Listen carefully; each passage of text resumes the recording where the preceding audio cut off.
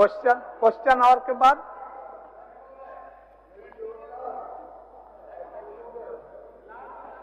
मेरी व्यवस्था यह है अध्यक्ष महोदय कि बाबा साहब ने इस संविधान के तहत हमें एक वोट का अधिकार दिया। अध्यक्ष महोदय, हम वंचितों को, दलितों को, पिछड़ों को, आदिवासियों को, अल्पसंख्यकों को, इस देश के एक लोगों को, चाहे वो अमीर हो, गरीब हो, लाखपति हो, खाकपति हो, और उस वोट के अधिकार की ये चोरी कर रहे हैं वोट चोर लोग। ये हमारी वोट की चोरी कर रहे हैं अध्यक्ष महोदय। एसआईआर के माध्यम से हम एसआईआर का विरोध करते हैं। एसआईआर को वापस लेना होगा और इस वोट चोरी से हमें इस विधानसभा से आने से ये रोकना चाहता है। ये पिछले दरवाजे से इस वोट चोरी करके सत्ता पर जाना चाहता है अध्यक्ष महोदय। इसे हम कतई होने नहीं देंगे। ये वोट चोर है। ये वोट चोर लोगों को अध्यक्ष महोदय कतई हम माफ नहीं कर सकते। वोट चोर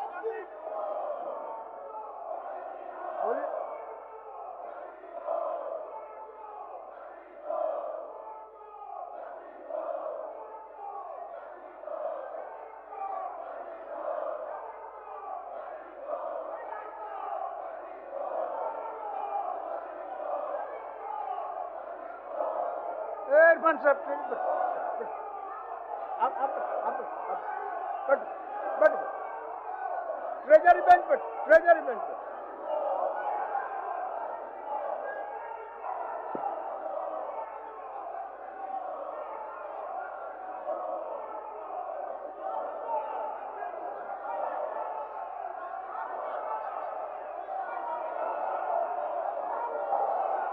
ले लीजिए।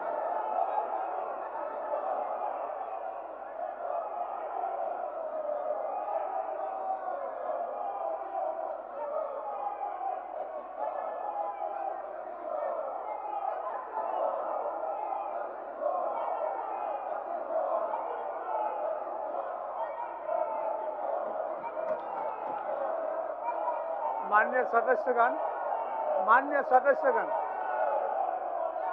माननीय सदस्यगण, प्रश्नकाल चलने दे, प्रश्नकाल चलने दे। माननीय सदस्यगण, माननीय सदस्यगण, प्रश्नकाल चलने दे।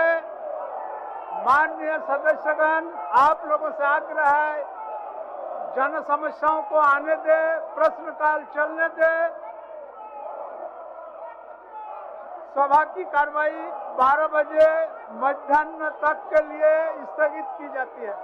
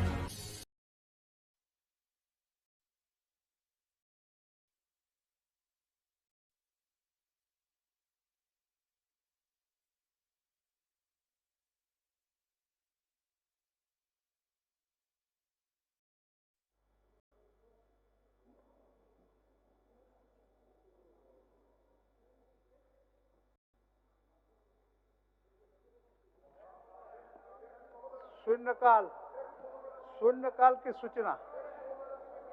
माननीय सदस्य, शून्यकाल की सूचना।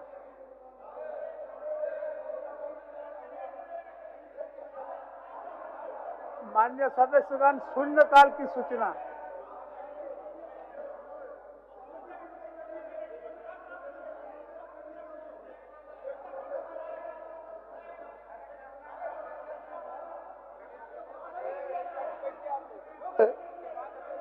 जो विषय हमने महत्वपूर्ण विषय लाया था विधानसभा के संज्ञान में, यह सरकार विधानसभा और हमें लगता है कि यह सरकार संविधान संरक्षक सरकार है अध्यक्ष महोदय, लोकतंत्र की रक्षा करने वाली सरकार है, वोट के अधिकारों की रक्षा करने वाली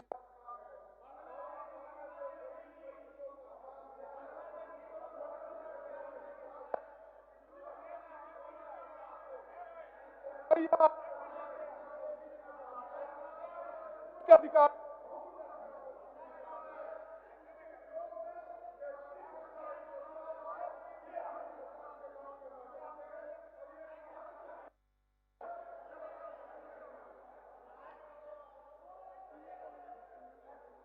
शून्यकाल की सूचना।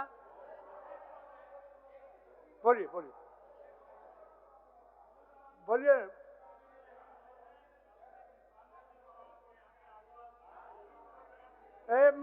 कहाँ है ये? अध्यक्ष नेता महोदय, प्रतिपक्ष बोल रहा है। अध्यक्ष नेता प्रतिपक्ष बोल रहा है। अध्यक्ष हुई है। आदिवासियों का खतियानी जमीन, भूमिहारी जमीन को छीन रही है सरकार, और उस जमीन को अब वहां लोगों को वापस किया जाए और सूर्या हंसदा की हत्यारे को सजा मिले, इसलिए हम लोगों ने कल से मांग कर रहे हैं सीबीआई की जांच होनी चाहिए अध्यक्ष महोदय। और ये सारे मुद्दों को डाइल्यूट करने के लिए यहाँ खाली एसआईआर और बाकी चीजों को ये लोग कर रहे हैं, झारखंड की मुद्दा। और इसीलिए हम कहेंगे अध्यक्ष महोदय, ये लोग बांग्लादेशी घुसपैठियों को यहाँ बांग्लादेशी घुसपैठ को बांग्लादेशी को ये वोटर बनाना चाह रहे हैं। इन लोगों को तो बांग्लादेशी को इस प्रकार से बांग्लादेश से जो डेमोग्राफी बदल रहे हैं अध्यक्ष महोदय, वो हमें इस बात पर ध्यान देनी चाहिए। और अगर डेमोग्राफी बदल जाएगी फिर कोई भी आदिवासी यहाँ एमएलए एमपी नहीं बन पाएगा। इसलिए अध्यक्ष महोदय, ये मामला गंभीर है, इसको साथ देनी चाहिए। इनको झारखंड की चिंता नहीं है, आदिवासियों की चिंता नहीं है, माननीय संसदीय इनको सिर्फ अपने वोट की चिंता है। माननीय संसदीय कार्य मंत्री। अध्यक्ष महोदय, लोकतांत्रिक व्यवस्था की रक्षा के लिए सरकार संवेदनशील है। लोकतंत्र ही नहीं रहेगा तो फिर संसदीय व्यवस्था का औचित्य क्या रह जाएगा। मैं सदन नेता से बात कर आज ही भोजन अवकाश के बाद सदन को सूचित करूंगा। माननीय सदस्य शून्यकाल नहीं पढ़ने देंगे। माननीय सदस्य शून्यकाल नहीं पढ़ने देंगे। सारे पक्ष विपक्ष सबका शून्यकाल है। कितना मुश्किल से आप लोग शून्यकाल लाए हैं। मंगल कालिंदी जी का 1 नंबर में था।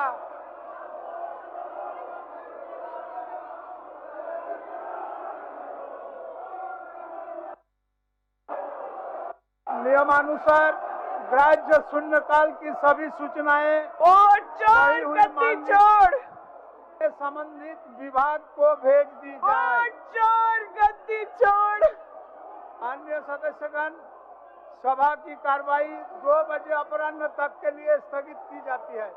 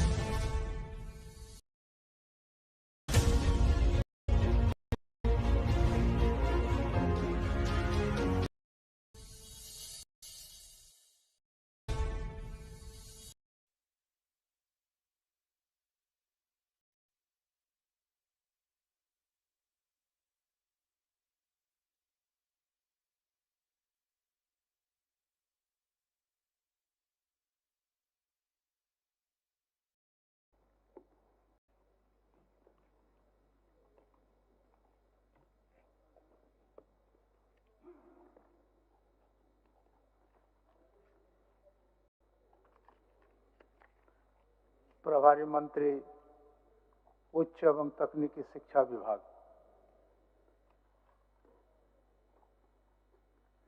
मैं प्रस्ताव करता हूं कि झारखंड राज्य विश्वविद्यालय विधेयक 2025 को पुरस्स्थापित करने की अनुमति दी जाए। प्रश्न यह है कि झारखंड राज्य विश्वविद्यालय विधेयक 2025 को पुरस्स्थापित करने की अनुमति दी जाए। जो इसके पक्ष में है वो हाँ कहें, जो इसके विपक्ष में है वो ना कहें। मैं समझता हूं कि पक्ष में बहुमत है, पक्ष में बहुमत है, प्रस्ताव स्वीकृत हुआ, पुरस्स्थापित करने की अनुमति दी गई। प्रभारी मंत्री, मैं इसे पुरस्स्थापित करता हूं। यह पुरस्स्थापित हुआ। विचार का प्रस्ताव प्रभारी मंत्री। मैं प्रस्ताव करता हूं कि झारखंड राज्य विश्वविद्यालय विधेयक 2025 पर विचार हो। इसमें प्रवर समिति को सौंपने का प्रस्ताव आया है। माननीय सदस्य श्री नवीन जायसवाल अपना प्रस्ताव प्रस्तुत करेंगे।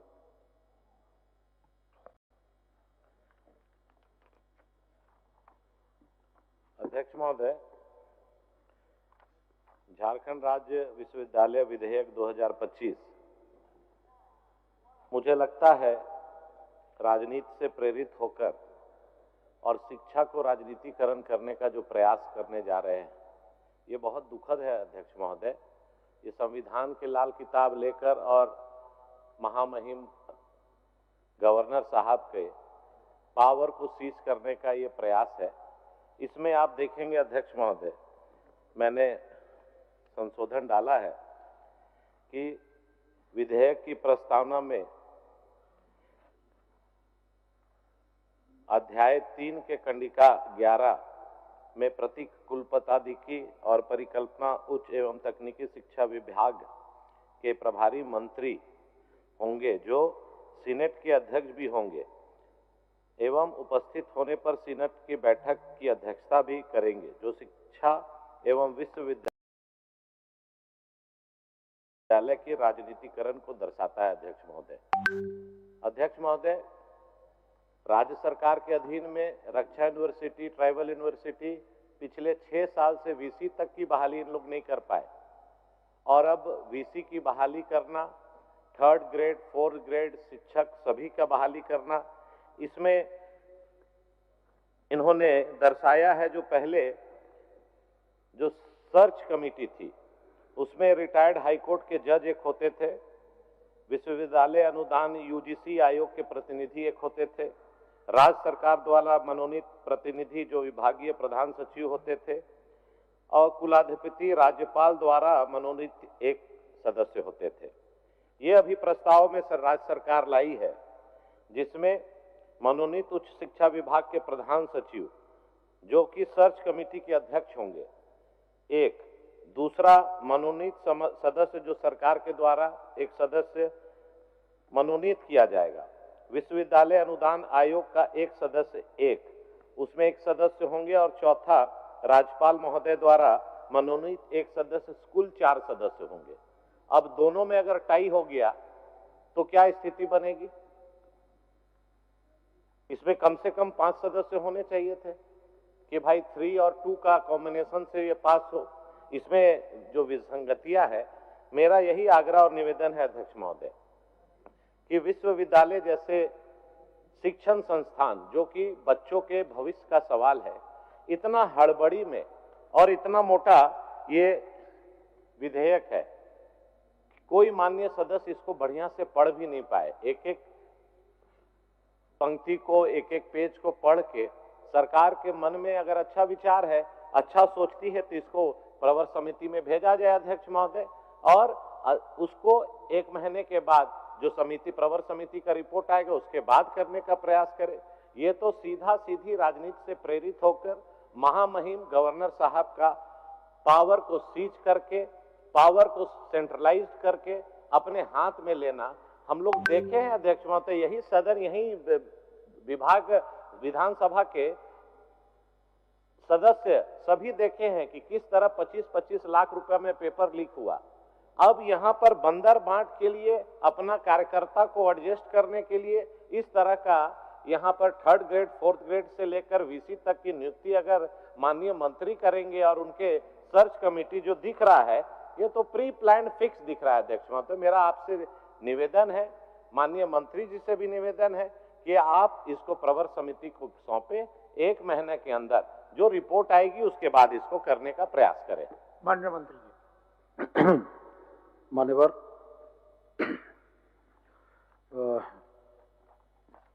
विधेयक की गुणवत्ता पर के सवाल खड़े हों तो निश्चित रूप से ऐसा प्रतीत होता है कि उसमें सुधार की आवश्यकता होनी चाहिए। लेकिन जब माननीय सदस्य राजनीतिक पूर्वाग्रह से ग्रसित होकर इन बातों को उठाते हैं मान्यवर, तो फिर वैसी स्थिति में लगता है कि विपक्ष का काम सकारात्मक विपक्ष की भूमिका के बजाय सिर्फ आलोचनात्मक विपक्ष का है। आज जिस सवाल को ये खड़ा कर रहे हैं, मैं आपके माध्यम से माननीय सदस्य को यह बताना चाहता हूं कि साल 2014 का गुजरात विधानसभा का प्रस्ताव निकालकर देख लें। गुजरात विधानसभा ने साल 2014 में कुलाधिपति को विजिटर के तौर पर नामित किया है और हम तो यह स्पष्ट मानते हैं और ये भी मानते हैं कि अगर गुजरात में यह मॉडल पिछले 11 वर्षों से सफल है तो निश्चित रूप से हमको भी सोचना होगा। रह गया सवाल राजनीतिकरण का मान्यवर। विश्वविद्यालय किसकी राजनीति के अखाड़े हैं ये पूरा सदन जानता है, दर्शक दीर्घा में बैठे हुए पत्रकार जानते हैं और यह पूरा राज्य जानता है कि राजनीति का अखाड़ा उच्च शिक्षा संस्थानों को किन लोगों ने बनाया। आज यूनियन नहीं है, यूनियन के मसले बंद हैं, छात्रों की आवाज के कोई मुद्दे नहीं हैं। मेरा सिर्फ एक बात का यह कहना है कि आज जिस पेपर लीक का जिक्र ये करते हैं, पहली से लेकर 5वीं जेपीएससी के उदाहरण इसे राज्य में मौजूद है और हम बड़ा सीना ठोक कर ये कहते हैं कि चाहे 7वीं से 10वीं जेपीएससी थी, चाहे 11वीं से 13वीं जेपीएससी थी, टॉपर कौन था? टॉपर जो 6वीं से 10वीं जेपीएससी की बच्ची थी उसका बाप ग्रिल गेट बनाने वाला आदमी था। इस 11वीं से 13वीं जेपीएससी में मान्यवर जिन बच्चों ने पाई वो स्विगी के गिग वर्कर थे और पेपर लीक की बात करते हैं। मान्यवर, राजनीति से प्रेरित इनकी भावनाएं राज्य के हित में नहीं है। दूसरे सवाल मैं इनसे कहता हूं, जिस कमेटी में 4 सदस्यों की बात इन्होंने की उसका काम सीलबंद लिफाफे में नामों की अनुशंसा करना है। अनुशंसा का क्रम 1 से लेकर 3 हो सकता है, 1 से लेकर 5 हो सकता है। ये क्या विधानसभा का सत्र है जहां वोटिंग होगी और टाई होना है? तो मान्यवर, ये आशंका इनकी निर्मूल है और बहुत महत्वपूर्ण, मैं बड़ी जवाबदेही के साथ इस सदन को इस बात से अवगत कराता हूं कि संबंधित विधेयक को विभिन्न विभागों के द्वारा वेटिंग किया गया हुआ है, लॉ से इसकी विधीक्षा कराई गई है मान्यवर, और तमाम बिंदुओं पर बड़ी बारीकी से विचार करते हुए इस राज्य की उच्च शिक्षा जिसका अनुपात राष्ट्रीय औसत से कम है, 27 के जीआर के बजाय आज ये राज्य 25 वर्षों के बाद 18 पर रुका हुआ है। और अगर 18 पर रुका है तो उसमें सबसे बड़ा योगदान किन लोगों का है वो जग जाहिर है। तो मेरा सदन से और मान्यवर आपसे यही आग्रह होगा कि प्रवर समिति में भेजने की कोई आवश्यकता नहीं है। यह पूरी तरीके से विधीक्षा किया हुआ, पूरी तरीके से सोच समझकर बेहतर तरीके से बनाया हुआ है, जिसमें झारखंड के बच्चों की उच्च शिक्षा को ध्यान में रखते हुए हम लोगों ने तमाम चीजों को समाहित किया है। तो मैं आग्रह करूंगा कि प्रवर समिति में भेजने का इनका आग्रह उचित नहीं है। प्रश्न यह है कि झारखंड राज्य विश्वविद्यालय विधेयक 2025 एक प्रवर समिति को इस निर्देश के साथ सौंपा जाए कि वो अपना प्रतिवेदन 30 दिनों के अंदर दें। जो इसके पक्ष में है वो हाँ कहें, जो इसके विपक्ष में है वो ना कहें।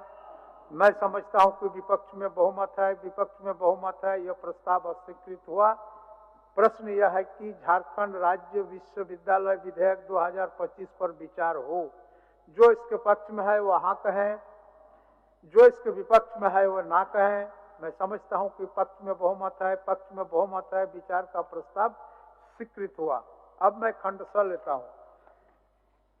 खंड 02 से खंड 10 तक कोई संशोधन नहीं है। प्रश्न यह है कि खंड 02 से खंड 10 इस विधेयक का अंग बने। जो इसके पक्ष में है वो हाँ कहें, जो इसके विपक्ष में है वो ना कहें। मैं समझता हूं कि पक्ष में बहुमत है, पक्ष में बहुमत है। खंड 02 से खंड 10 इस विधेयक का अंग बना। खंड 11 में एक संशोधन है। क्या माननीय सदस्य श्री जयराम कुमार महतो अपना संशोधन प्रस्तुत करेंगे? जी अध्यक्ष महोदय, अधिनियम में वर्णित है उच्च एवं तकनीकी शिक्षा विभाग प्रभारी मंत्री चाहे उन्हें किसी भी नाम से जाना जाए विश्वविद्यालय के कुलाधिपति होंगे के स्थान पर राज्य के मूल निवासी शिक्षाविद जिनका राज्य देश में शैक्षणिक एवं प्रशासनिक कार्यों में लंबा अनुभव रहा हो का मनोनयन सरकार के द्वारा किया जाए, प्रति कुलाधिपति होंगे, संशोधित किया जाए।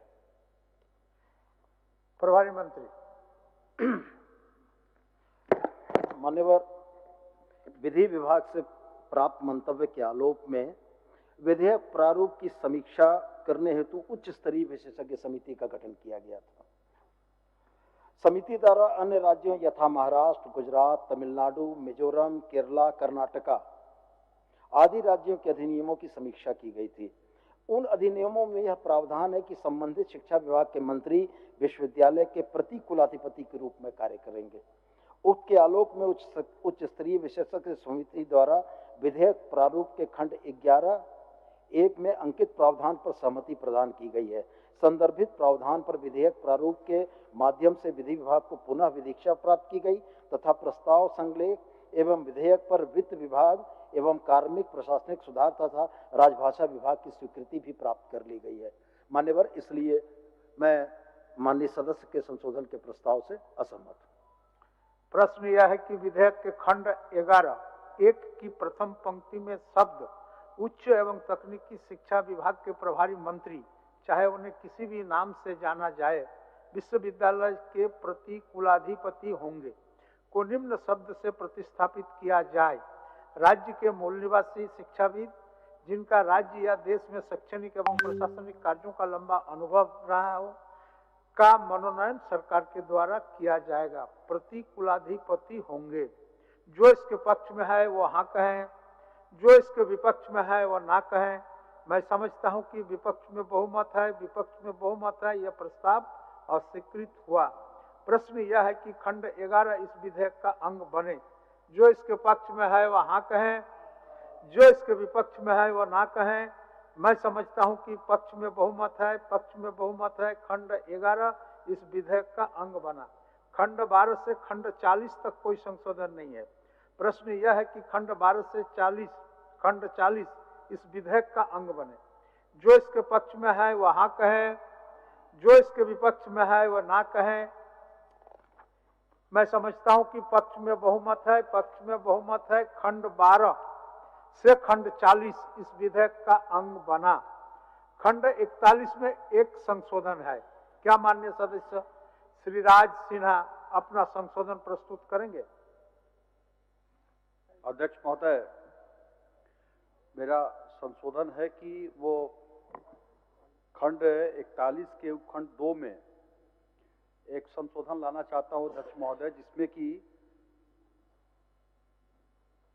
कम से कम तो सीनेट की बैठक को वर्ष में कम से कम 2 बार के सब को हटाकर कम से कम 4 बार करने की मैंने संशोधन दिया अध्यक्ष महोदय, क्योंकि राज्य अंतर्गत जो विश्वविद्यालय अंतर्गत अध्यक्ष महोदय शैक्षणिक प्रशासनिक गतिविधियों में कभी कभी ऐसा होता है कि बहुत से वित्तीय अनियमितताएं या वर्क का नहीं होना या संचालन नहीं होना, कहीं बहाली अक्सर अभी जैसे हाल के दिनों में विनोबा भावे विश्वविद्यालय हुआ, कोयलांचल विश्वविद्यालय हुआ, इन सब में काफी अनियमितताएं अध्यक्ष महोदय पाई गई हैं। और इस दृष्टिकोण से हम अगर 2 बार साल में सेमेस्टर वाइज करेंगे अध्यक्ष महोदय, तो मुझे लगता है कि वह उचित नहीं होगा।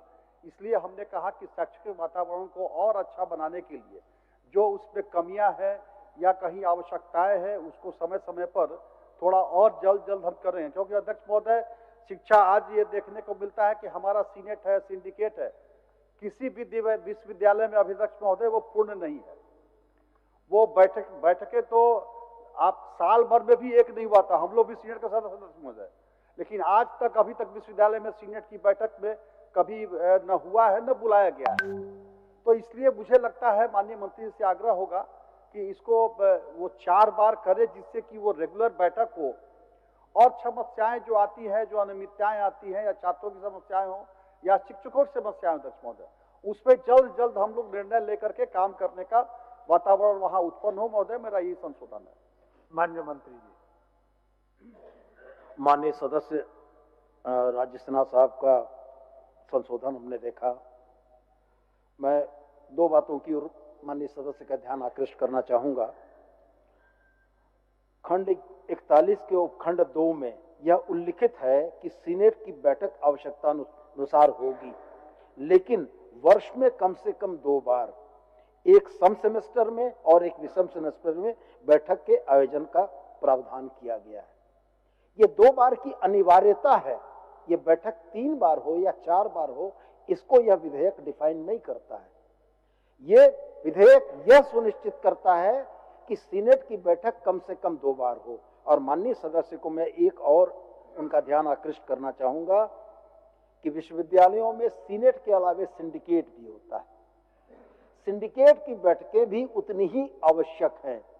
तो यदि सीनेट की बैठकें ज्यादा प्रभावी हो जाएं, सिंडिकेट की बैठकें कम हो, ये विश्वविद्यालय के शैक्षणिक स्वास्थ्य के लिए उचित नहीं होगा। मैं पुनः दोहरा कर यह कहता हूं कि ये न्यूनतम 2 बार की हम लोगों ने बाध्यता रखी है।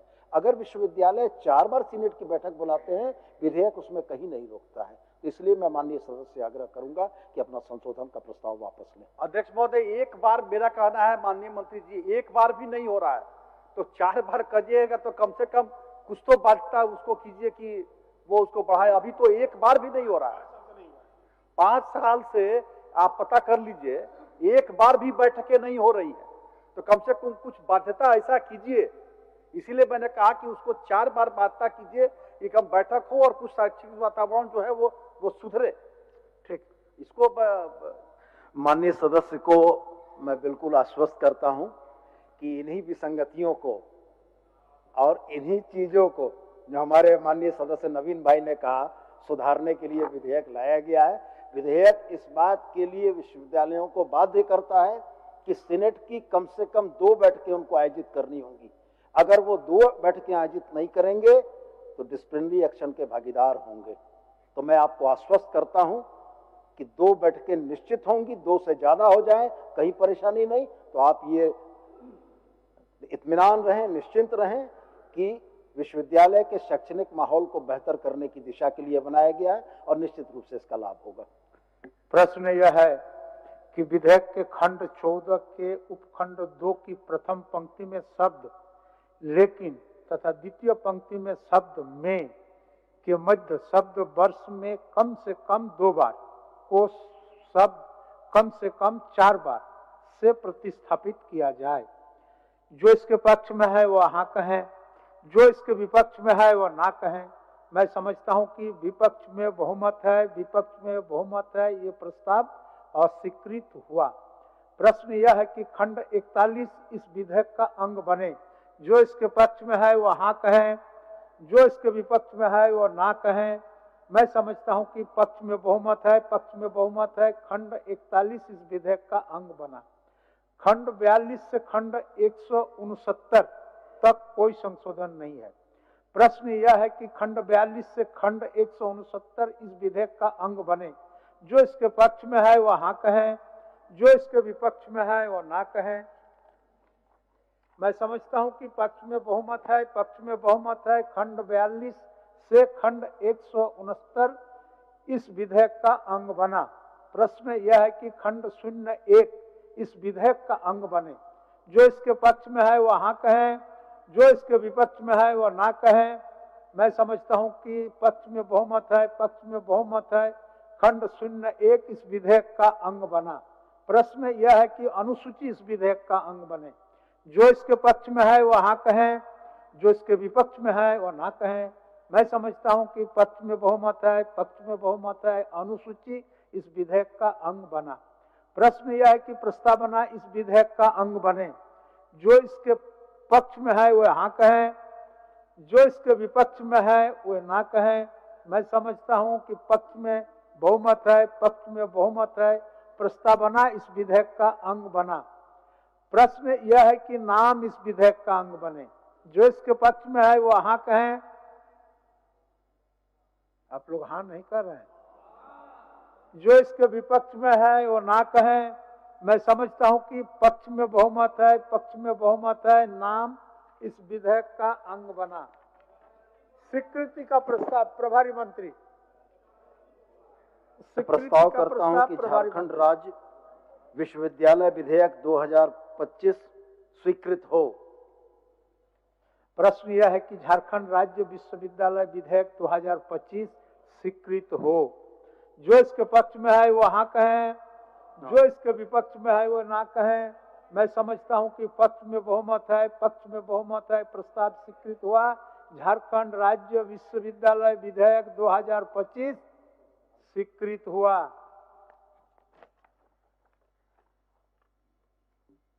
झारखंड व्यावसायिक शिक्षण संस्थान शुल्क विनियमन।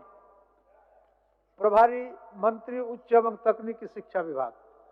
मैं प्रस्ताव करता हूं कि झारखंड व्यावसायिक शिक्षण संस्थान शुल्क विनियम विधेयक 2025 को प्रस्तावित करने की अनुमति दी जाए। प्रश्न यह है कि झारखंड व्यावसायिक शिक्षण संस्थान शुल्क विनियमन विधेयक 2025 को प्रस्तावित करने की अनुमति दी जाए। जो इसके पक्ष में है हाँ कहें, जो इसके विपक्ष में है ना कहें। मैं समझता हूं कि पक्ष में बहुमत है, पक्ष में बहुमत है। प्रस्ताव स्वीकृत हुआ। प्रस्तावित करने की अनुमति दी गई। प्रभारी मंत्री। मैं इसे प्रस्तावित करता हूं। यह प्रस्तावित हुआ। प्रभारी मंत्री।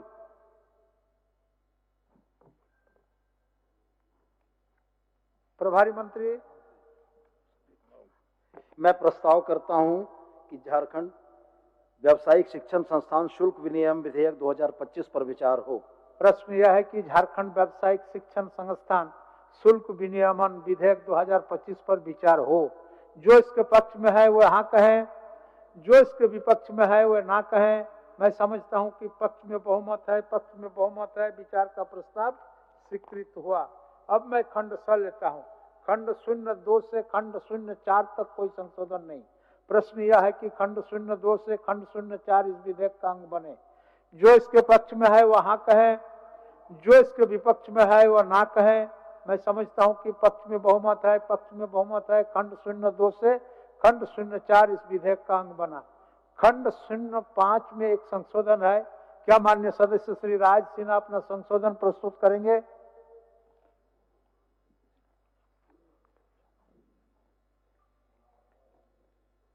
अध्यक्ष महोदय, मेरा पेपर ही छूट गया लगता है।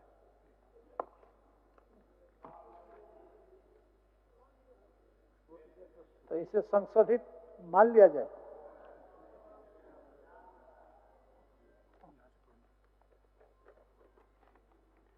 अध्यक्ष महोदय, विधेयक के खंड 5 की तृतीय पंक्ति में शब्द से के मध्यम 3 माह से उसको शब्द को 1 माह में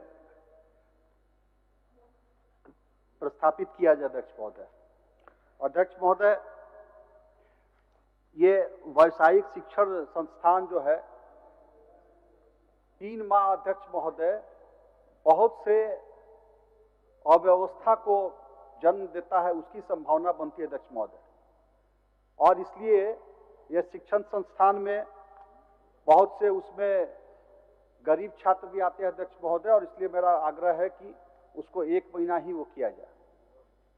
प्रभारी मंत्री। मान्यवर, माननीय सदस्य की चिंता से मैं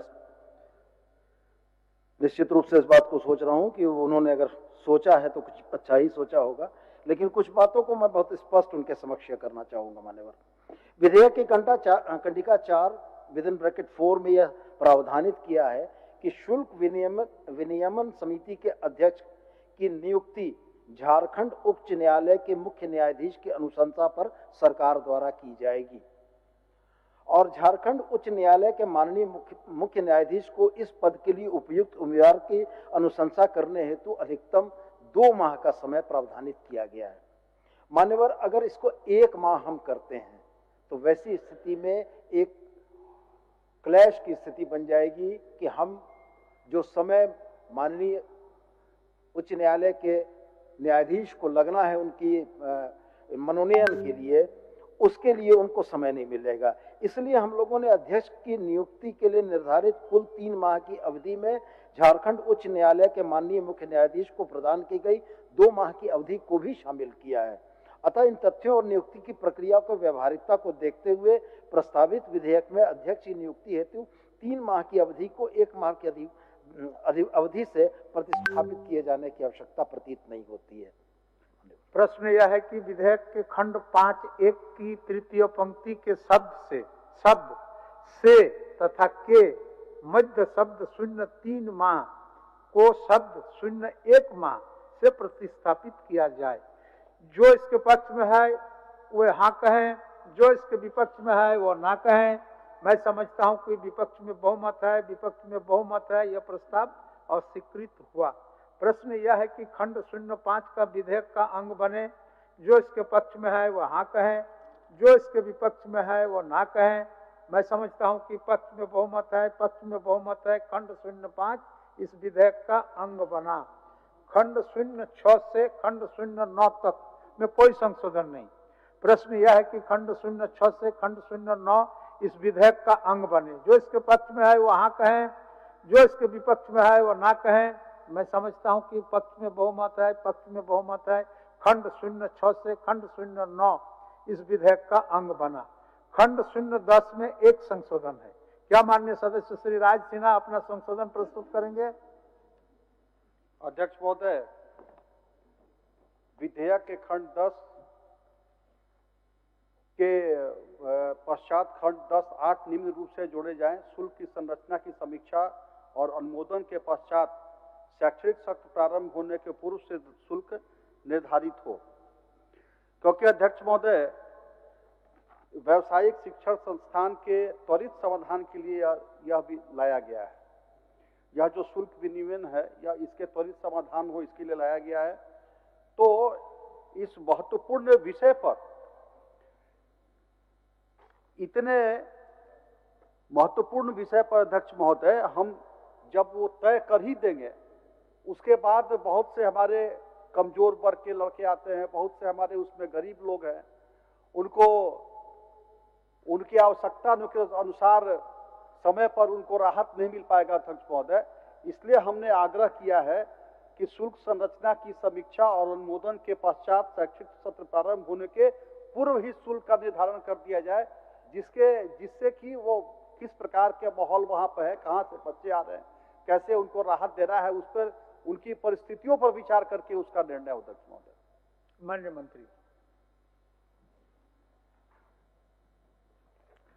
माननीय सदस्य के संशोधन के प्रस्ताव के संबंध में विधेयक की धारा (2) के अंतर्गत ऐसे प्रावधान किए गए हैं कि कोई भी उच्च शिक्षा संस्थान शुल्क विनियम समिति के अनुमोदन के बिना व्यावसायिक शिक्षा पाठ्यक्रमों में प्रवेश के लिए छात्रों से किसी भी नाम या रूप में कोई शुल्क वसूल नहीं सकता है। जब तक ये अनुमोदन नहीं होता है, तब तक कोई भी व्यावसायिक प्रशिक्षण संस्थान, चाहे वो कोई कॉलेज हो, इंस्टीट्यूट हो, वो छात्रों से किसी नाम से शुल्क वसूल नहीं कर सकता है। इसके अतिरिक्त विधेयक की धारा 10(4) के अंतर्गत शुल्क विनियम समिति द्वारा अनुमोदित और अधिसूचित शुल्क अधिसूचना की तिथि से 3 वर्ष की अवधि के लिए संबंधित उच्च शिक्षानों के लिए बाध्यकारी होगा और इस प्रकार निर्धारित शुल्क दिए गए शैक्षणिक वर्ष के लिए व्यावसायिक शिक्षा पाठ्यक्रमों में नामांकित छात्र पर लागू होगा। व्यावसायिक शिक्षा पाठ्यक्रम पूरा होने तक इसमें कोई संशोधन नहीं किया जा सकता है। विधेयक की उपरोक्त धाराओं में माननीय सदस्य द्वारा जो प्रस्तावित संशोधन की मूल भावना प्रावधानित कर दिए गए हैं, अतः इन तथ्यों को ध्यान में रखते विधेयक के प्रावधानों में कोई खंड जोड़ने की आवश्यकता प्रतीत नहीं होती है।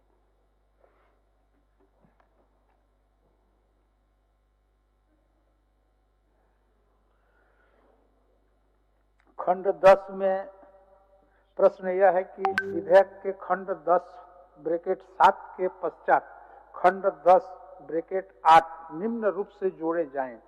शुल्क संरचना की समीक्षा और अनुमोदन के पश्चात शैक्षणिक सत्र प्रारंभ होने के पूर्व शुल्क निर्धारित हो। जो इसके पक्ष में है वह हाँ कहें, जो इसके विपक्ष में है वह ना कहें। मैं समझता हूं कि विपक्ष में बहुमत है, विपक्ष में बहुमत है, यह प्रस्ताव अस्वीकृत हुआ। प्रश्न यह है कि खंड 10 इस विधेयक का अंग बने। जो इसके पक्ष में है वह हाँ कहें, जो इसके विपक्ष में है वो ना कहें।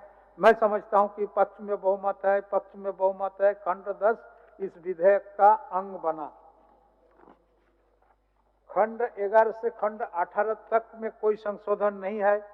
प्रश्न यह है कि खंड 11 से खंड 18 तक इस विधेयक का अंग बने। जो इसके पक्ष में है वो हाँ कहें, जो इसके विपक्ष में है वो ना कहें। मैं समझता हूं कि पक्ष में बहुमत है, पक्ष में बहुमत है। खंड 11 से खंड 18 इस विधेयक का अंग बना। खंड 01 में एक संशोधन है। क्या माननीय सदस्य राज सिन्हा अपना संशोधन प्रस्तुत करेंगे? अध्यक्ष महोदय, इस विधेयक के खंड 1 के 1 में प्रयुक्त शब्द झारखंड व्यावसायिक शिक्षा संस्थान शुल्क विनिमय अधिनियम 25 के स्थान पर शब्द झारखंड व्यावसायिक एवं तकनीकी शिक्षा संस्थान शुल्क विनिमय अधिनियम 25 प्रस्थापित किया जाए। अध्यक्ष महोदय, यह व्यावसायिक शिक्षा के साथ साथ इसमें दोनों तकनीकी शिक्षा पे भी काफी इसमें ये जुड़ा हुआ है मामला। इसलिए मेरा यह सुझाव है कि उसको व्यावसायिक एवं तकनीकी शिक्षण अधिनियम उसमें परिवर्तन किया जाए। माननीय मंत्री जी। मान्यवर, विधेयक की धारा 2 विदिन ब्रैकेट 13 में उल्लिखित व्यावसायिक पाठ्यक्रमों की परिभाषा के अनुसार इंजीनियरिंग, चिकित्सा, शिक्षा, विधि, वास्तुकला, नर्सिंग, व्यवसाय प्रशासन आदि ऐसे विभिन्न प्रकार के पाठ्यक्रमों को इस विधेयक के दायरे में लाया गया है। तकनीकी पाठ्यक्रम शब्द का प्रयोग सामान्यतः अखिल भारतीय तकनीकी शिक्षा परिषद द्वारा विनियमित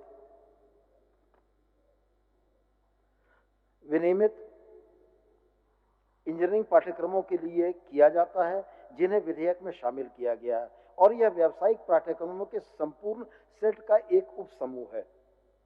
विधेयक के नाम में व्यावसायिक शब्द के व्यवहार से इसकी मूल भावना परिलक्षित होती है, जिसमें इंजीनियरिंग पाठ्यक्रमों के अलावा चिकित्सा, शिक्षा, विधि, वास्तुकला, नर्सिंग, व्यवसाय प्रशासन पाठ्यक्रम भी समावेशित हैं। इसलिए मैं माननीय सदस्य से आग्रह करूंगा कि विधेयक के नाम में संशोधन की आवश्यकता नहीं है। प्रश्न यह है कि विधेयक के खंड 1 ब्रैकेट 1 में प्रयुक्त शब्द झारखंड व्यावसायिक शिक्षा संस्थान शुल्क विनियम अधिनियम 2025 के स्थान पर शब्द झारखंड व्यावसायिक एवं तकनीकी शिक्षा संस्थान ब्रैकेट में शुल्क विनियमन अधिनियम 2025 प्रतिस्थापित किया जाए। जो इसके पक्ष में है वो हाँ कहें, जो इसके विपक्ष में है वो ना कहें।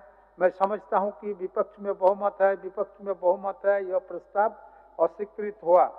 प्रश्न यह है कि खंड 01 इस विधेयक का अंग बने। जो इसके पक्ष में है वो हाँ कहें, जो इसके विपक्ष में है वो ना कहें। मैं समझता हूं कि पक्ष में बहुमत है, पक्ष में बहुमत है। खंड 01 इस विधेयक का अंग बना।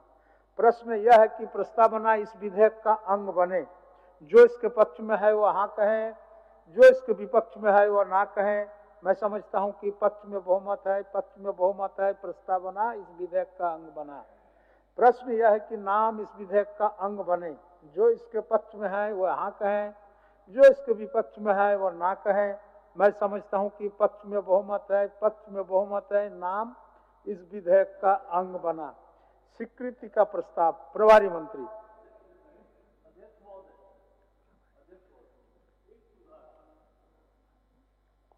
इसके पहले कि माननीय मंत्री स्वीकृति के प्रस्ताव पर अपना पक्ष रखें, मैं एक सुधार के रूप में ये कहना चाहता हूं कि पृष्ठ संख्या 7, पृष्ठ संख्या 13 के खंड 10 और 2 में ये कहा गया सरकार अधिमानतः इस अध्यादेश, महोदय ये गलत टाइप हुआ है, अध्यादेश की जगह पर अधिनियम होना चाहिए। तो ये सुधार कर लिया जाएगा, विभाग सुधार कर लेगा। यह टंकन त्रुटि है, इसे ठीक कर लिया जाएगा। माननीय मंत्री जी।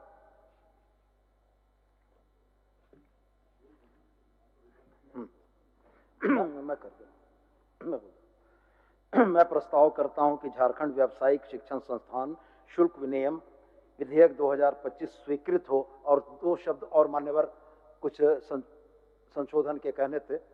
मान्यवर, टंकन की कुछ त्रुटियां हैं जिनको सुधारने के लिए मैं आग्रह करना चाहता हूं कि विधेयक के अध्याय 2 खंड 3 के उपखंड 7 की दूसरी पंक्ति में उनके पद को उनके पद के तौर पर पढ़ा जाए। ठीक। मान्यवर, विधेयक के अध्याय 2 खंड 3 के उपखंड 10 की प्रथम पंक्ति में अध्यादेश के प्रख्यापन को अधिनियम में अधिनियमित पढ़ा जाए। मान्यवर, विधेयक के अध्याय 5 खंड 15 के उपखंड 2 की दूसरी पंक्ति में अध्यादेश को अधिनियम पढ़ा जाए। और वरिष्ठ सदस्य माननीय मंत्री ने जिस प्रस्ताव को रखा है, मान्यवर, मेरा आग्रह होगा कि टंकन की इस भूल को भी सुधार लिया जाए। प्रश्न यह है कि झारखंड व्यावसायिक शिक्षण संस्थान शुल्क विनियमन विधेयक 2025 स्वीकृत हो। जो इसके पक्ष में है वो हाँ कहें, जो इसके विपक्ष में है वो ना कहें। मैं समझता हूं कि पक्ष में बहुमत है, पक्ष में बहुमत है। प्रस्ताव स्वीकृत हुआ। झारखंड व्यावसायिक शिक्षण संस्थान शुल्क विनियमन विधेयक 2025 स्वीकृत हुआ। झारखंड कोचिंग सेंटर नियंत्रण एवं विनियमन विधेयक 2025, प्रभारी मंत्री उच्च एवं तकनीकी शिक्षा विभाग।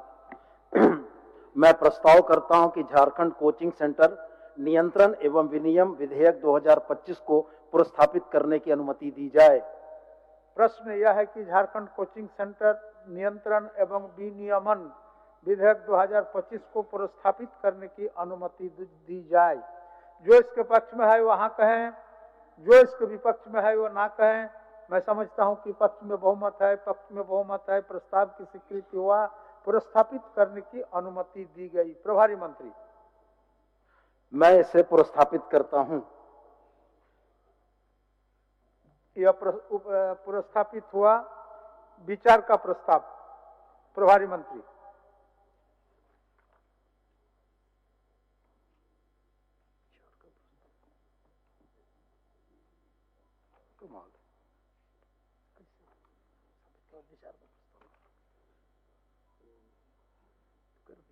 इसी को पढ़ते हैं। मैं प्रस्ताव करता हूं कि झारखंड कोचिंग सेंटर नियंत्रण एवं विनियमन विधेयक पर विचार हो। इसमें प्रवर समिति को सौंपने का प्रस्ताव आया है। माननीय सदस्य श्री नवीन कुमार जायसवाल अपना प्रस्ताव प्रस्तुत करेंगे।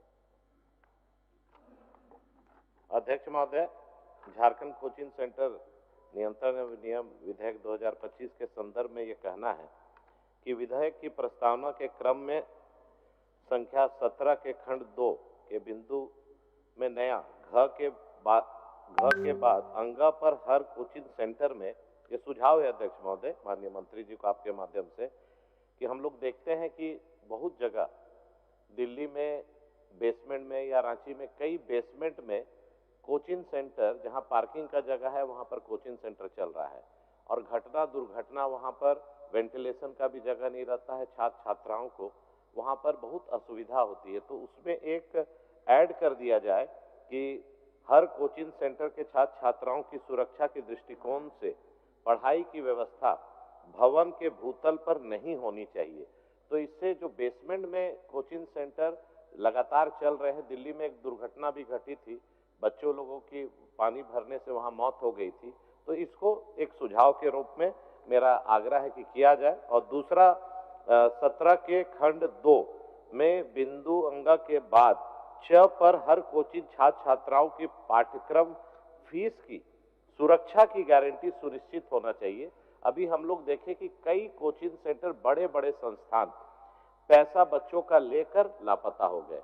कोई 2 लाख ले लिया, कोई 3 लाख ले लिया और उस पर FIR हो रहा है। पूरे झारखंड में मेडिकल छात्रों के लिए, इंजीनियरिंग छात्रों के लिए कई कोचिंग सेंटर है और उनका फीस जो वो संस्था ले रहा है, और अगर 3 लाख रुपया करके ले रहा है और 100 बच्चा से लिया तो 3 करोड़ रुपया लिया और झारखंड से कई जगह लेके करीब 40-50 करोड़ कलेक्ट किया, उसके बाद ऑफिस का शटर बंद करके और लापता हो गया। तो ये सुनिश्चित हो कि जो अभिभावक का पैसा बच्चों के लिए कोचिंग सेंटर में एडवांस में डिपॉजिट हो रहा है, उसका फीस का गारंटी का कुछ सरकार को इसमें प्रावधान जोड़ना चाहिए।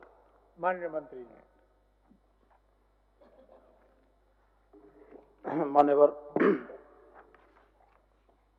माननीय सदस्य का संशोधन तो प्रवर समिति में भेजने का था, लेकिन जो सुझाव दिए बड़ा वास्तव में अच्छी सोच के साथ उन्होंने एक सुझाव दिया, मैं इसकी सराहना भी करता हूं। माननीय सदस्य को मैं आपके माध्यम से ये आश्वस्त करना चाहूंगा कि इस बिल को लाने के लिए भी हम लोगों ने पिछले 5 महीनों में लगातार बहुत सारी परिस्थितियों का मूल्यांकन किया है, सारी चीजों को समझा है। पूरे देश के जिन राज्यों में कोचिंग सेंटर के रेगुलेशन के जो भी एक्ट्स चल रहे थे, उन एक्ट्स का अध्ययन किया है और उसके उपरांत यह बिल सदन के समक्ष प्रस्थापित किया गया है। माननीय सदस्य ने बेसमेंट का जो सवाल उठाया, इसमें बकायदा वर्गीकृत किया गया है कि प्रत्येक कोचिंग संस्थान को अपने प्रत्येक छात्र के लिए कितनी वर्ग फीट की जमीन मुहैया करानी होगी, वेंटिलेशन मुहैया कराना होगा, वॉशरूम मुहैया कराना होगा, साफ जल की व्यवस्था करनी होगी और हर कोचिंग संस्थान के हर कक्ष में कैमरे की व्यवस्था करनी होगी। तो मेरा यह स्पष्ट मानना है, मैं माननीय सदस्य की चिंता को दूर करता हूं कि इस बिल ने उन तमाम चीजों को एड्रेस किया है। हम लोगों ने एड्रेस किया है कि हमारे बच्चे अगर पढ़ने जा रहे हैं तो वैसी स्थिति में हम उन बच्चों के हितों को सर्वोपरि मानते हैं, हम उनके व्यावसायिक हितों को सर्वोपरि नहीं मानते हैं, हम अपने बच्चों के हितों को सर्वोपरि मानते हैं, जिसके चलते इस बिल में तमाम वो प्रावधान किए गए हैं। मैं थोड़ा सा और एलिब्रेट कर देता हूं, थोड़ा सा और विस्तार में बता देता हूं। जैसे इसमें हम लोगों ने आईडीज क्रिएट की हैं। कोचिंग सेंटर के लिए CCR आईडी है, हर कोचिंग सेंटर का मान्यवर एक यूनिक नंबर नेम होगा, यूनिक नंबर है। उसी तरीके से हर स्टूडेंट के लिए हम लोगों ने स्टूडेंट आईडी क्रिएट की है, प्रत्येक स्टूडेंट का एक यूनिक आईडी होगा। संस्थानों में पढ़ाने वाले ट्यूटर्स का हम लोगों ने आईडी क्रिएट किया है। अलावे इसके जिनके पास 1000 से ज्यादा बच्चे होंगे, उनको एक साइकोलॉजिस्ट को अपने यहाँ रखना होगा कि हम दूसरा कोटा नहीं बनना चाहते हैं। हम ये चाहते हैं कि बच्चों के मानसिक स्वास्थ्य का ध्यान रखने के लिए एकदम प्रशिक्षित व्यावसायिक लोग वहां मौजूद हों जो हमारे बच्चों के मानसिक स्वास्थ्य का ध्यान रखें। तीसरी बात मैं सबसे महत्वपूर्ण यह कहना चाहता हूं मान्यवर कि जो सवाल माननीय सदस्य नवीन जी ने किया, वो सवाल हमारे भी मन में था और हाल के दिनों में हमने इन घटनाओं को देखा है। हमने इस घटनाओं को देखा है कि किसी बड़े नामचीन संस्थान का बोर्ड लगाकर छात्रों से, बच्चों से पैसे ले लिए गए और वो संस्थान राज्य के एक जिले में, एक शहर में अपना शटर बंद करके भाग गया। लेकिन ये सबसे बड़ा दुर्भाग्य था कि राज्य के दूसरे शहर में, दूसरे जिले में वो संस्थान चल रहा था। इस एक्ट में यह प्रावधानित किया गया है कि हम सिर्फ फ्रेंचाइजी को नहीं दंडित करेंगे, हम फ्रेंचाइजी के साथ साथ फ्रेंचाइजर को भी दंडित करेंगे। कोई भी नामी गिरामी शिक्षण संस्थान अगर यहाँ पर अपनी कोई फ्रेंचाइजी ओपन करता है और वो फ्रेंचाइजी हमारे बच्चों का पैसा लेकर भागता है, तो मान्यवर मुकदमा और दंडात्मक कार्रवाई के भागी वो फ्रेंचाइजी भी होगा और जिस नामी गिरामी संस्थान के नाम पर उन लोगों ने यहाँ कोचिंग संस्थान खोला है, वो भी इसके लिए दंड के दायरे में आएंगे। और तीसरी बात मैं आपसे कहूं, इसमें हम लोगों ने वाइंड ऑफ पॉलिसी का प्रावधान किया है। कोई भी संस्थान यदि अपने किसी भी प्रशिक्षण के करिकुलम को या किसी कोर्स को यदि बंद करना चाहता है, तो उसको बिल्कुल स्पष्ट यह डिस्प्ले करना पड़ेगा कि अगर उसने 1 साल के लिए एक सर्टेन अमाउंट लिया है, तो 3 महीने के बाद जब वो पाठ्यक्रमों को बंद कर रहा है तो उसको यह पैसा वापस करना होगा और कितने दिनों के अंदर में करना होगा। और इसके नियमन के लिए मान्यवर हम लोगों ने जिले में व्यवस्था की है और राज्य स्तर पर एक ट्रिब्यूनल के स्तर की व्यवस्था की है। तो कुल मिला कर मेरा यह कहना है कि झारखंड राज्य में जितने भी इस तरीके के कोचिंग इंस्टीट्यूट हैं, उनको रेगुलेट करने के लिए बहुत सोचा समझा हुआ और बहुत ज़्यादा थॉट प्रोसेस के बाद लॉ से, कार्मिक से, हर विभाग से वेटिंग कराने के बाद यह लाया गया है। तो माननीय सदस्य से मेरा आग्रह होगा कि प्रवर समिति में भेजने का प्रस्ताव वापस लें, और चूंकि आपकी जो भी चिंताएं थी उन चिंताओं को हम लोगों ने एड्रेस किया है और हम आपकी उन जायज चिंताओं के साथ खड़े हैं। हम ये मानते हैं कि बच्चे हमारे भी हैं, बच्चे आपके भी हैं, और निश्चित रूप से उनकी उन चिंताओं को हम एड्रेस करना चाहते थे। और साथ में जो स्टूडेंट आईडी हम लोगों ने क्रिएट किया है, वो स्टूडेंट आईडी भी इस बात के व्यवसायीकरण को रोकेगा कि एक सफल अभ्यर्थी का 6 कोचिंग इंस्टीट्यूट फोटो लगाते थे। ये बोल दीजिए बेसमेंट आप स्क्वायर फीट रहेगा, वेंटिलेशन रहेगा, वो ठीक है, लेकिन बेसमेंट जो पार्किंग एरिया में जो कोचिंग सेंटर चलता है उस पर तो बैन कीजिए कि कम से कम पार्किंग एरिया में जो बेसमेंट है उस पर नहीं चले। इसको तो पॉजिटिवली जब शब्द वेंटिलेशन, हवादार, स्वच्छ वायु और तमाम चीज़ों का आता है, तो वैसी स्थिति में बेसमेंट में पार्किंग से, बेसमेंट में कोचिंग संस्थान चलने का कोई गुंजाइश नहीं है। ये दिल्ली में बेसमेंट उतनी बड़ी होती है, यहाँ तो नहीं के बराबर होती है।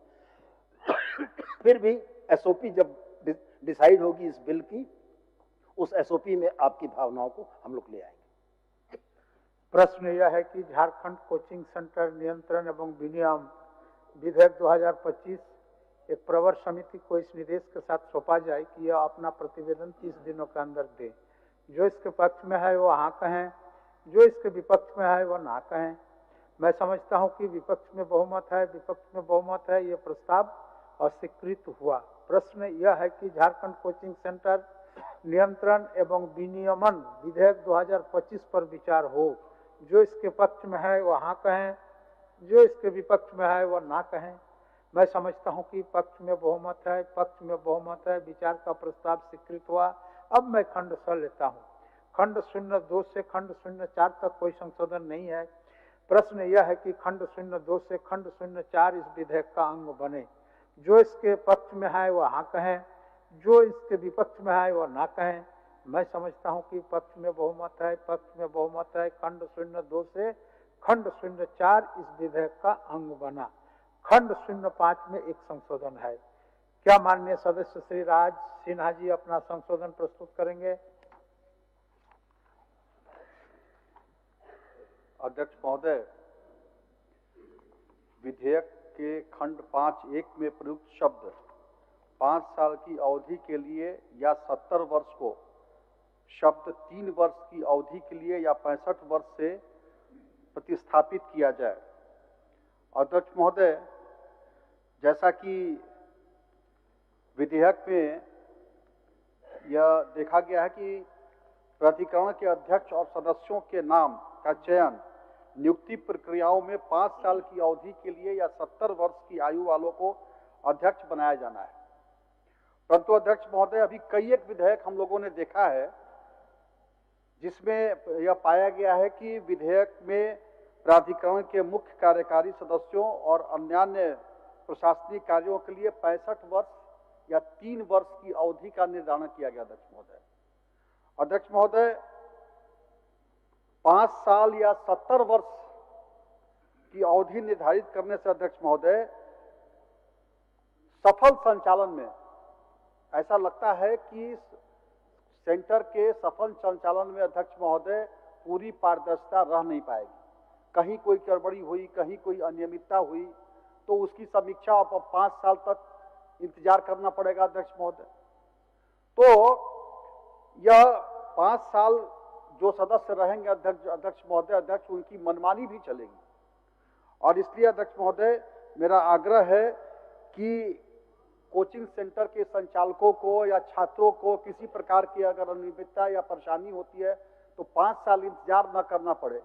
इसलिए मेरा माननीय मंत्री जी से आग्रह होगा कि उस पीरियड को और थोड़ा कम किया जाए और 65 वर्ष, हालांकि 70 वर्ष वाले के लिए कुछ ऐसा मेरे मन में भावना नहीं है, अनुभव ठीक है, लेकिन अगर एनर्जेटिक 65 वर्ष तक की उसकी अवधि को रखी जाएगी अध्यक्ष महोदय, मुझे लगता है कि ज्यादा सहूलियत होगी। इसीलिए समय और उम्र को घटाने का हम मांग करते हैं। माननीय प्रभारी मंत्री। माननीय सदस्य की भावना जो भी हो, मैं उसके बारे में तो नहीं कहूंगा, लेकिन सरकार ने इस बिल में 70 वर्ष की आयु रखने के पीछे हमारी जो भावना थी, हमारी भावना यह थी कि अधिकाधिक विकल्प चयन के लिए हमारे पास उपलब्ध हो। ये 70 वर्ष की अधिकतम आयु है। माननीय सदस्य को आपके माध्यम से मैं बताना चाहूंगा कि उनके उस पद पर बने रहने की अधिकतम आयु सीमा जो है ये 70 वर्षों की है। 65 वर्ष होना चाहिए था, जैसा माननीय सदस्य बोल रहे हैं। ऑनरेबल सुप्रीम कोर्ट में हमारे ऑनरेबल जजेस का 65 साल है, और हम लोग ये मान के चल रहे थे कि अगर लोग अच्छे लोग आए और हमारे पास विकल्पों की अधिकता हो तो उसमें बेहतर लोगों का हम चयन कर पाएंगे। और रह गया सवाल कि किसी भी नियामक प्राधिकरण के सदस्य के कार्यकलाप राज्य या राज्य के हितों के विरुद्ध है तो उनके लिए एग्जिट पॉलिसी का प्रावधान है। किसी का नामित हो जाना उनके लिए 5 साल तक उनके पद पर बने रहने की गारंटी नहीं है। दूसरी बात मैं ये कहना चाहता था माननीय अध्यक्ष महोदय कि 5 वर्षों के कार्यकाल को 3 वर्षों के करने का जो प्रावधान किया गया है, सामान्य तौर पर हम लोग जो इस सदन के सदस्य बन के आए, जब पहली बार सदन के सदस्य बनकर आए तो साल 1.5 साल तो मान्यवर प्रक्रियाओं को समझने में लग गया, और साल 1.5 साल जब प्रक्रियाओं को समझने में लग गया तो बचे हुए 1.5 साल में और क्या बेहतर करेंगे। तो अगर 5 वर्ष रखा गया है और उनके पास स्टेट के इंटरेस्ट को सर्व करने की एक जवाबदेही दी गई है, तो मुझको ये प्रतीत होता है कि उनका 5 वर्षों का कार्यकाल राज्य के लिए अच्छा होगा। और रह गया सवाल कि उनके किसी कार्यकलाप में कोई अगर बड़ी विसंगति नजर आती है तो निश्चित रूप से सरकार के पास उनकी एग्जिट पॉलिसी में उनको हटाने का प्रावधान है। प्रश्न यह है कि विधेयक के खंड 5(1) में प्रयुक्त शब्द 5 साल की अवधि के लिए या 70 वर्ष के स्थान पर शब्द 3 वर्ष की अवधि के लिए या 65 वर्ष से प्रतिस्थापित की जाए। जो इसके पक्ष में है वो हाँ कहे, जो इसके विपक्ष में है वो ना कहे। मैं समझता हूं कि विपक्ष में बहुमत है, विपक्ष में बहुमत है, यह प्रस्ताव अस्वीकृत हुआ। प्रश्न यह है कि खंड 05 इस विधेयक का अंग बने। जो इसके पक्ष में है वो हाँ कहें, जो इसके विपक्ष में है वो ना कहें। मैं समझता हूं कि पक्ष में बहुमत है, पक्ष में बहुमत है। खंड 05 इस विधेयक का अंग बना। खंड 06 से खंड 12 तक में कोई संशोधन नहीं। प्रश्न यह है कि खंड 06 से खंड 12 इस विधेयक का अंग बने। जो इसके पक्ष में है वह हाँ कहें, जो इसके विपक्ष में है वह ना कहें। मैं समझता हूं कि पक्ष में बहुमत है, पक्ष में बहुमत है। खंड 06 से खंड 12 इस विधेयक का अंग बना। खंड 13 में एक संशोधन है। क्या माननीय सदस्य राज सिन्हा जी अपना संशोधन प्रस्तुत करेंगे? अध्यक्ष महोदय, विधेयक के खंड 13 के उपखंड 2 की द्वितीय पंक्ति के शब्द से तथा शब्द की के मध्य अंक शब्द 90 दिनों को अंक शब्द 45 दिनों से प्रस्तावित किया जाए। अध्यक्ष महोदय, कोई भी व्यक्ति जब कोचिंग सेंटर संचालित करता है तो वह सभी वैधानिक प्रक्रियाओं को पूर्ण कर लेता है अध्यक्ष महोदय। और ऐसे दिनों में ऐसे स्थिति में 90 दिनों तक की अवधि मुझे लगता है कि अध्यक्ष महोदय बहुत ज्यादा है। समय की बाध्यता 90 दिनों की जगह पर 45 दिन अगर किया जाए तो ज्यादा सहूलियत होगा अध्यक्ष महोदय। मेरा माननीय मंत्री जी से आग्रह हो। माननीय मंत्री जी। मान्यवर, माननीय सदस्य की चिंता जायज है, लेकिन कुछ चीजों के लिए मैं ध्यान आपका आकर्षित करना चाहूंगा। धारा 3(2) वर्तमान में मौजूदा कोचिंग सेंटरों के पंजीकरण की समय सीमा से संबंधित है। राज्य में विशेष करके रांची, धनबाद, बोकारो और हजारीबाग जैसे शहरों में मौजूदा कोचिंग सेंटर्स की बड़ी संख्या है। ये 60 दिनों का इस विधेयक के लागू होने के बाद का हम लोगों ने समय रखा है कि विदिन 60 डेज उनको ये पंजीकरण करा लेना अनिवार्य है। तो मान्यवर, 60 दिनों के अंदर में अचानक जब 60 दिनों की समय सीमा समाप्त होने लगेगी तो अचानक वो आवेदनों की एक ऐसी बाढ़ आ जाएगी जिनका ससमय निष्पादन कर पाना संभव नहीं हो पाएगा। इसलिए मान्यवर हम लोगों ने उसको 45 दिनों का समय दिया है। 45 दिनों का समय अधिकतम सीमा है। ऐसा नहीं है कि माने 45 दिन पूरा होगा तो उसके बाद ही उसकी अनुमति प्रदान होगी। ये उसकी अधिकतम सीमा रखी गई है व्यावहारिकता को ध्यान में रखते हुए। तो मेरा आग्रह यही होगा कि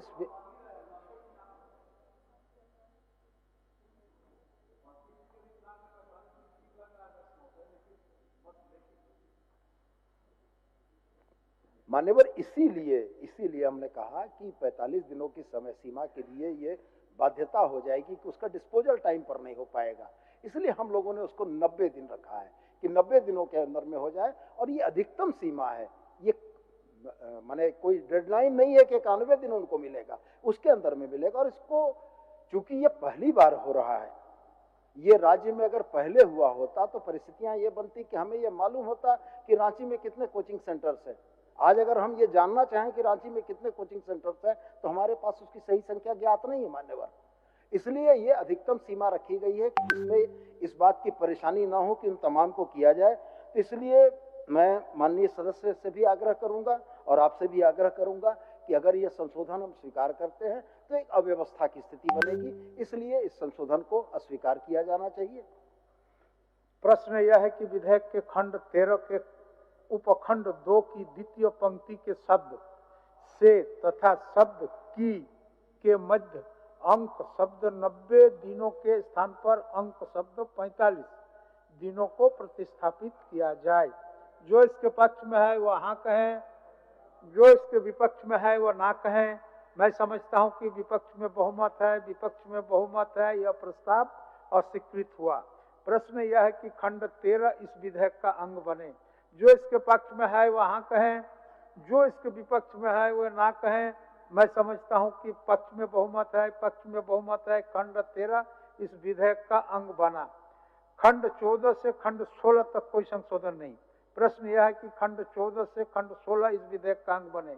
जो इसके पक्ष में है वह हाँ कहें, जो इसके विपक्ष में है वह ना कहें। मैं समझता हूं कि पक्ष में बहुमत है, पक्ष में बहुमत है। खंड 14 से खंड 16 इस विधेयक का अंग बना। खंड 17 में एक संशोधन है। क्या माननीय सदस्य श्री राज सिन्हा अपना संशोधन प्रस्तुत करेंगे?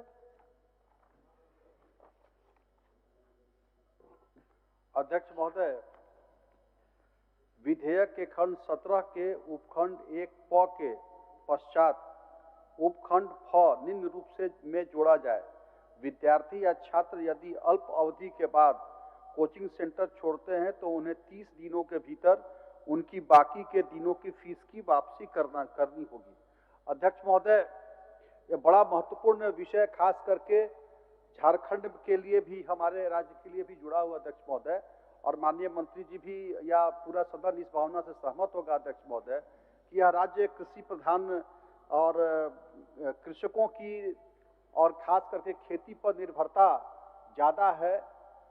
गरीब किसान मजदूर उनके बच्चे कोचिंग में पढ़ने जाते हैं अध्यक्ष महोदय, और किसी कारणवश उनको समस्या आती है या और किसी कारणवश अध्यक्ष महोदय वो अल्प अवधि में ही कोचिंग को छोड़ देते हैं, तो उनकी फीस वापसी के दिन को जो वापसी का समय सीमा अध्यक्ष महोदय वो बेचारे भटके नहीं। इसलिए उसको मेरा मांग है अध्यक्ष महोदय माननीय मंत्री जी से कि उसको 30 दिन किया जाए, 90 दिन से हटा करके उसको 30 दिन किया जाए, जिससे उन तमाम अभिभावकों को और बच्चों को सहूलियत हो सके। माननीय मंत्री जी।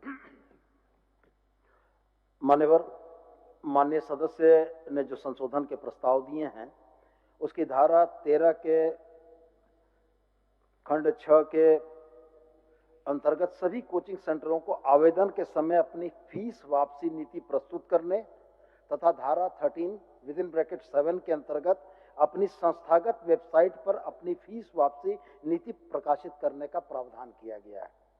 धारा 27 के अंतर्गत कोचिंग सेंटर के समापन के संबंध में खंड 2 में कहा गया है कि उपधारा 1 में निर्दिष्ट सूचना प्राप्त होने पर समिति एक पर्यवेक्षण प्राधिकारी की नियुक्ति करेगी जो यह सुनिश्चित करेगा कि जिस व्यक्ति के अधीन कोचिंग सेंटर पंजीकृत किया गया है, उसने कोचिंग सेंटर में नामांकित विद्यार्थियों के पाठ्यक्रम पूरा करने के लिए आवश्यक व्यवस्था कर दी है और कोचिंग सेंटर की शुल्क वापसी नीति के अनुसार शुल्क वापस कर दिया है।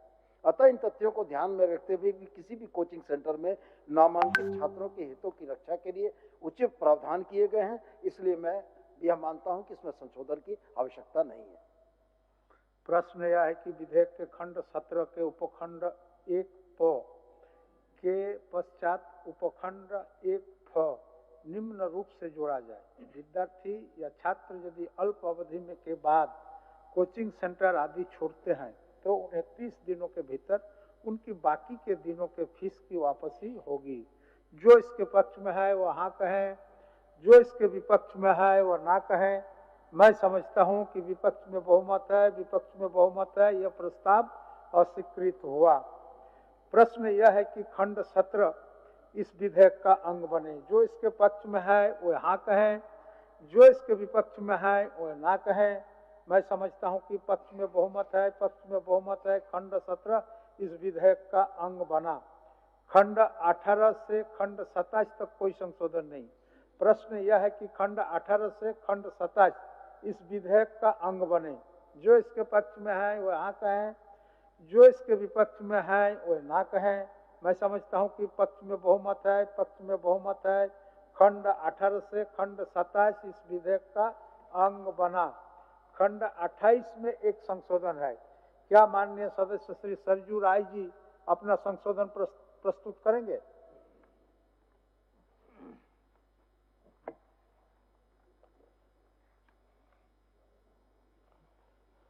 महोदय, मेरा संशोधन है कि विधेयक के खंड 28 में अंतिम पंक्ति के बाद ये जोड़ा जाए कि इस अधिनियम के अधीन बनाया गया प्रत्येक नियम बनाए जाने के पश्चात यथाशीघ्र राज्य विधानमंडल के सदन के समक्ष रखा जाएगा। माननीय मंत्री जी। माननीय सदस्य के संशोधन के प्रस्ताव पर मान्यवर मेरा आपसे यह निवेदन है, सदन से यह निवेदन है कि उड़ीसा, उत्तर प्रदेश, असम, मणिपुर आदि अन्य राज्यों में कोचिंग सेंटर के विनियमन के लिए बनाए गए कानूनों में राज्य सरकार को राज्य विधानमंडल में रखे बिना ही अपने संबंधित अधिनियमों के तहत नियम बनाने की शक्तियां प्रदत्त की गई हैं। तो मैं यह मानता हूं कि बहुत सोच विचार के उपरांत सदन से इसे पारित कराने के बाद पुनः इसे विधानमंडल में के समक्ष रखने की बहुत आवश्यकता प्रतीत नहीं होती है, इसलिए इस विधेयक में संशोधन की आवश्यकता नहीं है। मान्यवर, फिर से इसको विचार के लिए नहीं रखना है विधानसभा के सामने, मगर जो नियमावली बनेगी वह नियमावली परिचालित की जाए, हाँ, सदन में रखी जाए, उपलब्ध की जाए। और कई विधेयक पास हुए यहाँ से, उसमें लिखा हुआ है, अंकित है कि जो नियमावली होगी, नियम बनेगा, उसको विधानसभा के समक्ष रखा जाएगा। तो मैं तो यही कह रहा हूँ कि इस विधेयक के पारित होने के बाद अधिनियम बनेगा, अधिनियम की जो नियमावली बनाई जाएगी उस नियमावली की एक प्रति विधानमंडल के समक्ष, विधानसभा के समक्ष रखी जाए और देश में सरकार को होनी चाहिए। माननीय सदस्य की भावना की इस अधिनियम की एक प्रति विधानमंडल को दी जाएगी तो निश्चित रूप से अवलोकन के लिए विधानमंडल को यह प्रति देने के लिए कोई आपत्ति नहीं है। लेकिन मेरा यह कहना है कि इस एक्ट के तहत बनने वाले नियमों को परिचालित करने की शक्ति राज्य सरकार के समक्ष है और यह विधानसभा में यह शक्ति प्रदत्त करती है। इसलिए प्रति तो अवश्य सूचनार्थ आ जाएगी, लेकिन इस कानून को हम लोग बनाकर लागू करना चाहेंगे। माननीय प्रश्न राज्य सरकार का कोई हनन नहीं हो रहा है। आमतौर पर जो भी नियमावली बनती है उसको विधानसभा के सामने रखा जाता है, विधानसभा को दे दिया जाता है, ये नियमावली बन गई, सभी विधायकों को मिल जाता है। और हम लोग खास करके प्रत्यायुक्त विधान समिति में भी इस पर विचार होता है। नियमावली, जितने अधिनियम बने हैं सबकी नियमावली होनी चाहिए और नियमावली सदन के सामने आनी चाहिए। महोदय, मुझे लगता है कि सरकार को ये बात मान लेना चाहिए। ये सामान्य संशोधन है जो अक्सर कई अधिनियमों में जो विधेयक यहाँ से पारित हुए हैं उसमें अंकित है, इसमें छूटा हुआ था, इसलिए मैंने सरकार का ध्यान इस पर आकृष्ट किया। महोदय, माननीय मंत्री जी। सूचनार्थ में प्रति उपलब्ध करा दूंगा। प्रश्न यह है कि विधेयक के खंड 28(1) में निम्न शब्द जोड़े जाएं। इस अधिनियम के अधीन बनाया गया प्रत्येक नियम बनाए जाने के पश्चात यथाशीघ्र राज्य विधानमंडल के सदन के समक्ष रखा जाए। जो इसके पक्ष में है वह हाँ कहें, जो इसके विपक्ष में है वह ना कहें। मैं समझता हूं कि विपक्ष में बहुमत है, विपक्ष में बहुमत है, ये प्रस्ताव अस्वीकृत हुआ। प्रश्न यह है कि खंड 28 इस विधेयक का अंग बने। जो इसके पक्ष में है वह हाँ कहें, जो इसके विपक्ष में है वह ना कहें। मैं समझता हूं कि पक्ष में बहुमत है, पक्ष में बहुमत है। खंड 28 इस विधेयक का अंग बना। खंड 29 से खंड 32 तक कोई संशोधन नहीं है। प्रश्न यह है कि खंड 29 से खंड 32 विधेयक का अंग बने। जो इसके पक्ष में है वह हाँ कहें, जो इसके विपक्ष में है वह ना कहें। मैं समझता हूं कि पक्ष में बहुमत है, पक्ष में बहुमत है। खंड 29 से खंड 32 इस विधेयक का अंग बना। हो गया।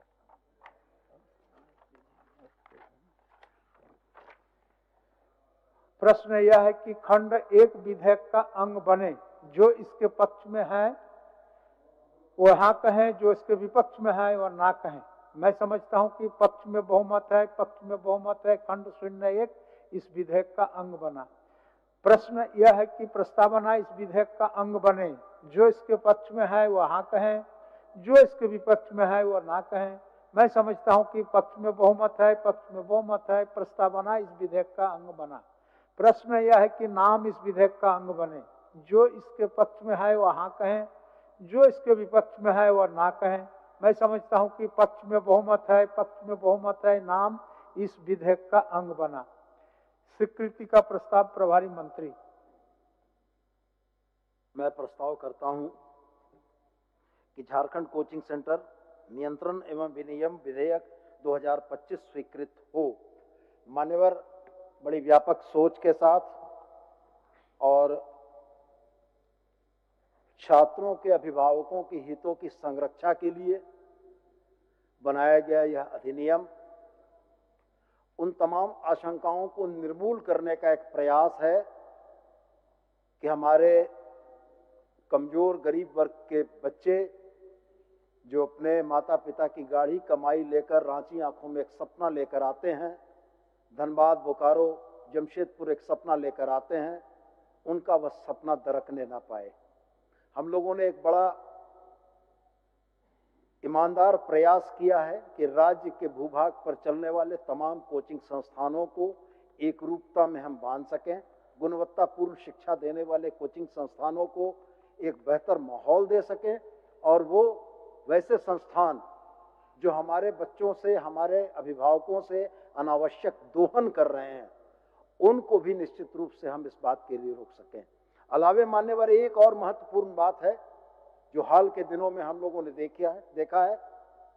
कोचिंग संस्थान बच्चों का भविष्य सुधारने के बजाय बच्चों का भविष्य बिगाड़ने पर लगे हुए हैं। बहुतेरे कोचिंग संस्थान ऐसे हैं जिनकी फोटो देश के किसी प्रसिद्ध शिक्षाविद के समक्ष नहीं दिखती है।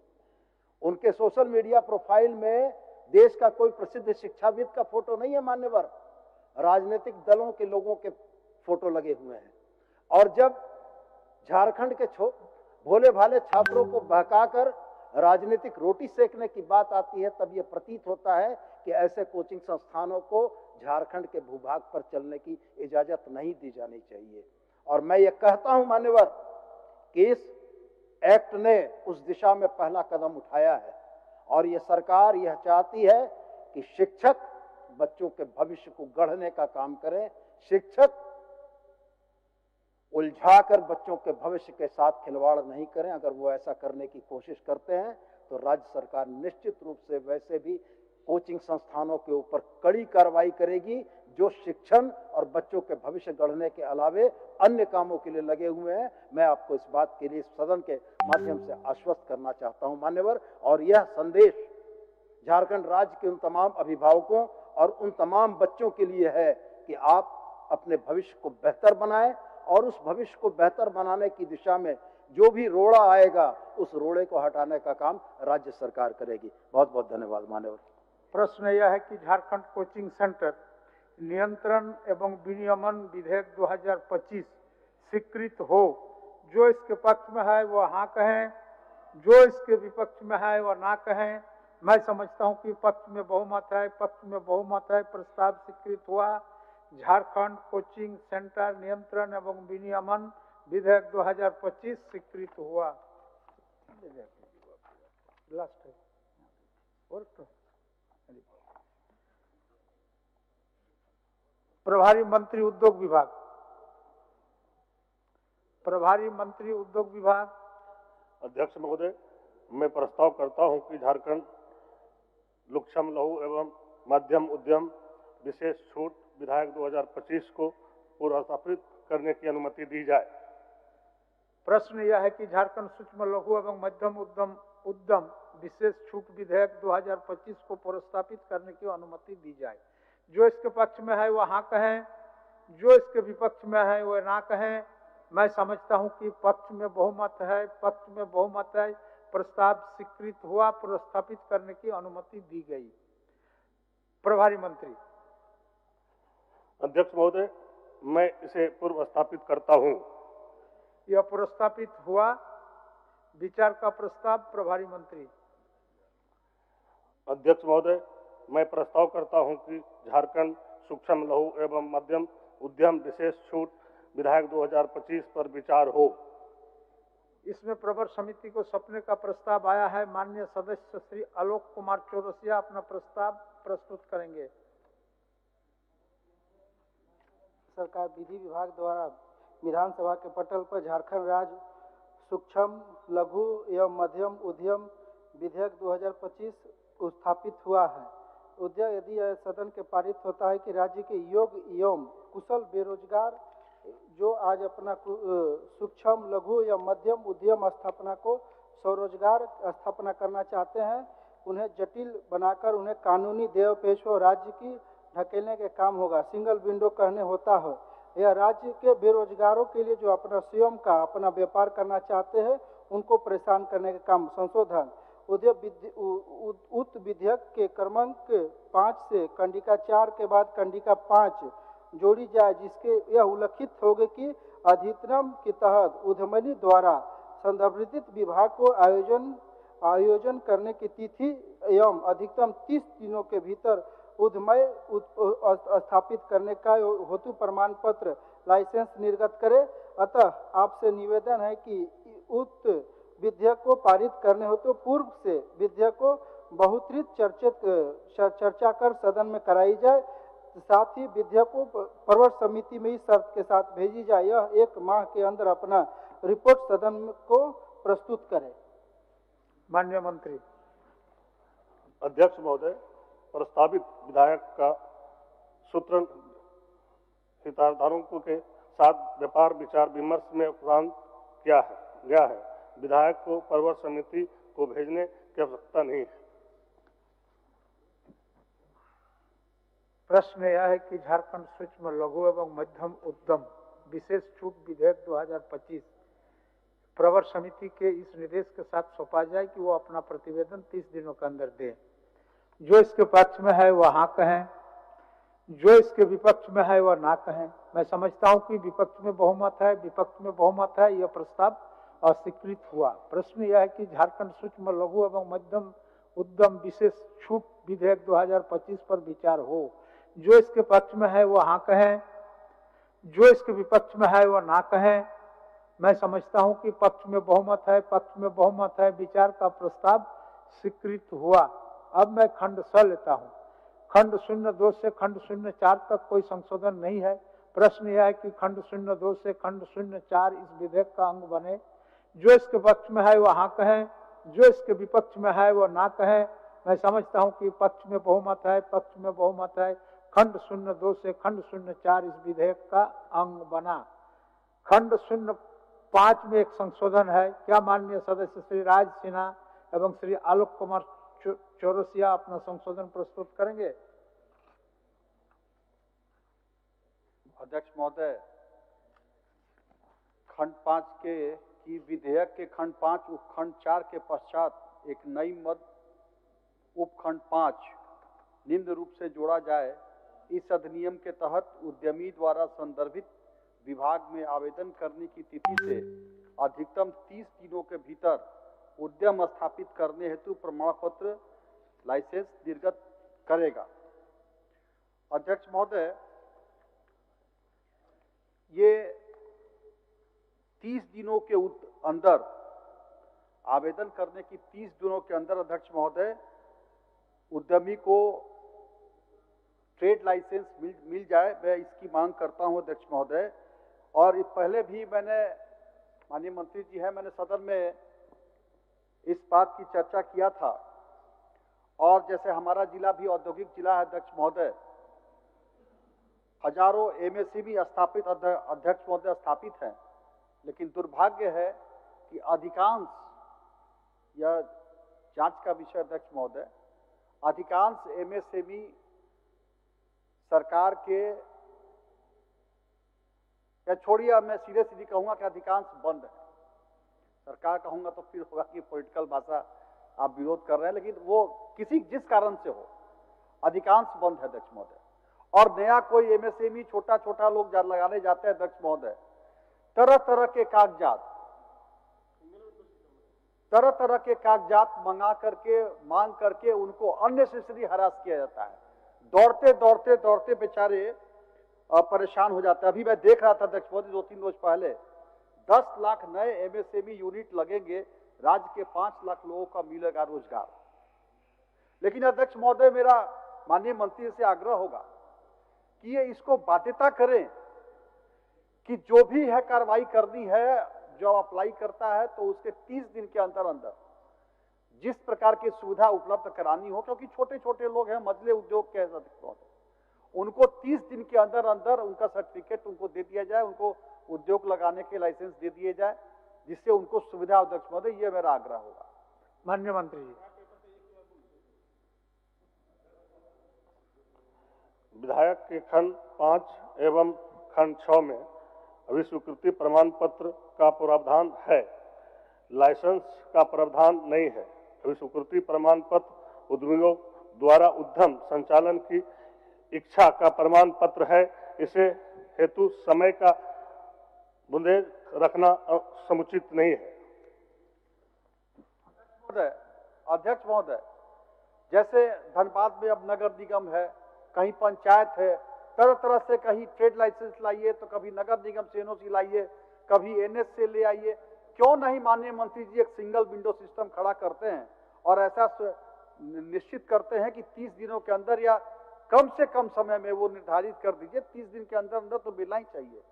वो इस प्रकार की सुविधा खड़ी करेंगे तो निश्चित रूप से 30 दिनों के अंदर वो आ जाएगा, कोई परेशानी नहीं होगा। मैं माननीय मंत्री से आग्रह करूंगा कि इसके लिए कुछ व्यवस्था लागू करें, सिंगल विंडो करें और 30 दिनों के अंदर उनको मिल जाए, इसकी व्यवस्था उसमें चर्चा हो। अध्यक्ष महोदय, प्रश्न यह है कि विधेयक के खंड 5 उपखंड 4 के पश्चात एक नई मद उपखंड 5 निम्न रूप में जोड़ा जाए। इस अधिनियम के तहत उद्यमी द्वारा संदर्भित विभाग में आवेदन करने की तिथि से अधिकतम 30 दिनों के भीतर उद्यम स्थापित करने हेतु प्रमाण पत्र लाइसेंस निर्गत करेगा। जो इसके पक्ष में है वो हाँ कहें, जो इसके विपक्ष में है वो ना कहें। मैं समझता हूं कि विपक्ष में बहुमत है, विपक्ष में बहुमत है, यह प्रस्ताव अस्वीकृत हुआ। प्रश्न यह है कि खंड 05 इस विधेयक का अंग बने। जो इसके पक्ष में है वो हाँ कहें, जो इसके विपक्ष में है वो ना कहें। मैं समझता हूं कि पक्ष में बहुमत है, पक्ष में बहुमत है। खंड 05 इस विधेयक का अंग बना। खंड 06 से खंड 16 तक में कोई संशोधन नहीं। प्रश्न यह है कि खंड 6 से खंड 16 इस विधेयक का अंग बने। जो इसके पक्ष में है वो हाँ कहें, जो इसके विपक्ष में है वो ना कहें। मैं समझता हूं कि पक्ष में बहुमत है, पक्ष में बहुमत है। खंड 06 से खंड 16 इस विधेयक का अंग बना। प्रश्न यह है कि खंड 01 इस विधेयक का अंग बने। जो इसके पक्ष में है, जो इसके पक्ष में है वो हाँ कहें, जो इसके विपक्ष में है वो ना कहें। मैं समझता हूं कि पक्ष में बहुमत है, पक्ष में बहुमत है। खंड 01 इस विधेयक का अंग बना। प्रश्न यह है कि अनुसूची इस विधेयक का अंग बने। जो इसके पक्ष में है वो हाँ कहें, जो इसके विपक्ष में है वो ना कहें। मैं समझता हूं कि पक्ष में बहुमत है, पक्ष में बहुमत है, अनुसूची इस विधेयक का अंग बना। प्रश्न यह है कि प्रस्ताव बना इस विधेयक का अंग बने। जो इसके पक्ष में है वो हाँ कहें, जो इसके विपक्ष में है वो ना कहें। मैं समझता हूं कि पक्ष में बहुमत है, पक्ष में बहुमत है, प्रस्ताव बना इस विधेयक का अंग बना। प्रश्न यह है कि नाम इस विधेयक का अंग बने। जो इसके पक्ष में है वो हाँ कहें, जो इसके विपक्ष में है वो ना कहें। मैं समझता हूं कि पक्ष में बहुमत है, पक्ष में बहुमत है, नाम इस विधेयक का अंग बना। स्वीकृति का प्रस्ताव प्रभारी मंत्री, क्या व्यवस्था है? 1 मिनट मंत्री जी, 1 मिनट। माननीय मंत्री जी, विधेयक के बजाय बार बार विधायक बोल दे रहे हैं, तो इसको संशोधित कर दिया जाए। विधायक तो है ही है। नहीं, विधेयक के बदले में विधायक बोल दे रहे हैं। विधायक तो है ही है। ठीक है, विधेयक। चलिए मंत्री जी, स्वीकृति का प्रस्ताव। चलिए अध्यक्ष महोदय, विधायक की विषय सूची के क्रमांक 6 के उपरांत 7 उद्यम की जिम्मेदारियों को अंत स्थापित किया जाता है। प्रस्ताव की तिथि परिषद के द्वितीय पंक्ति में 75 एवं 76 शब्द के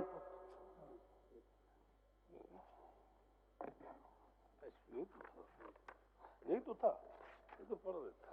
चलिए ठीक है, ठीक। 75 शब्द को और 76 शब्द को प्रस्तावित किया जाता है। चलिए प्रश्न यह है कि झारखंड सूक्ष्म लघु एवं मध्यम उद्यम विशेष छूट विधेयक 2025 स्वीकृत हो। जो इसके पक्ष में है वह हाँ कहें, जो इसके विपक्ष में है वह ना कहें। मैं समझता हूं कि पक्ष में बहुमत है, पक्ष में बहुमत है, प्रस्ताव स्वीकृत हुआ। झारखंड सूक्ष्म लघु एवं मध्यम उद्यम विशेष छूट विधेयक 2025 स्वीकृत हुआ। इसमें भी एक टंकन त्रुटि है, इसको भी थोड़ा दिखवा लीजिएगा। टंकन त्रुटि टाइपिस्ट का मिस्टेक। ठीक।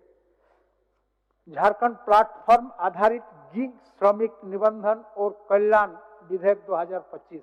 प्रभारी मंत्री श्रम नियोजन प्रशिक्षण एवं कौशल विकास विभाग। मैं प्रस्ताव करता हूं कि झारखंड प्लेटफॉर्म आधारित गिग श्रमिक निबंधन और कल्याण विधेयक 2025 को पूर्व स्थापित करने की अनुमति दी जाए। प्रश्न यह है कि झारखंड प्लेटफॉर्म आधारित गिग श्रमिक निबंधन और कल्याण विधेयक 2025 को प्रस्थापित करने की अनुमति दी जाए।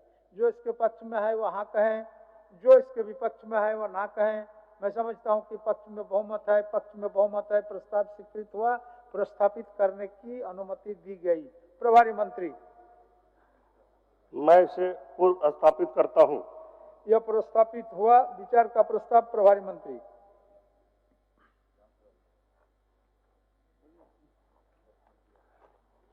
अध्यक्ष महोदय, मैं प्रस्ताव करता हूं कि झारखंड प्लेटफॉर्म आधारित गिग श्रमिकों निबंधन और कल्याण विधेयक 2025 पर विचार हो।